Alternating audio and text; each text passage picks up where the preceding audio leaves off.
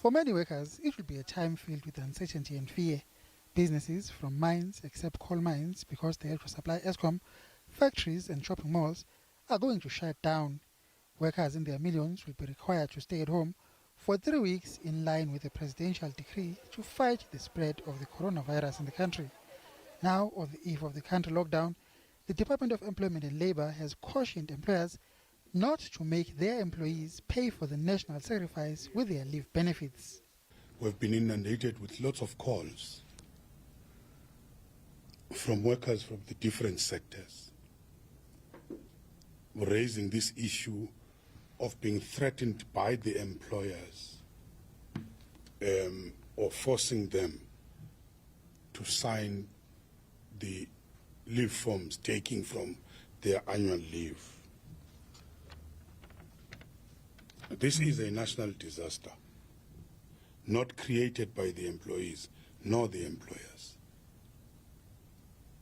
Therefore, we're appealing to the employers to be sensitive, not just to think about their profits or savings from this, to think about the workers and the workers' rights,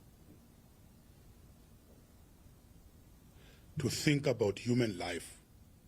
Employers who can't afford to pay their employees during the shutdown need not worry. The government stands ready to step in. Funds have been set aside to pay affected workers a minimum of 3,500 rand a month and a maximum of 17,700 rand. Again, employers are being warned that enforcing the no work, no pay rule during the country lockdown is prohibited. The country is going to go on a lockdown. To us, that means that companies will shut down and employees will be laid off. When employees are laid off, there's a facility that we have provided so that employees can benefit while they are laid off.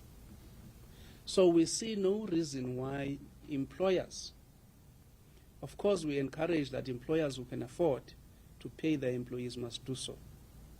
But those employees, those employers who cannot afford, cannot instruct their employees to go on unpaid leave. When government has provided an assistance, when government has provided a relief in the form of the unemployment insurance fund, temporary employer and employee relief scheme. So we would like to appeal to employers to help us work together for the benefit of our country so that no employer or employee go home without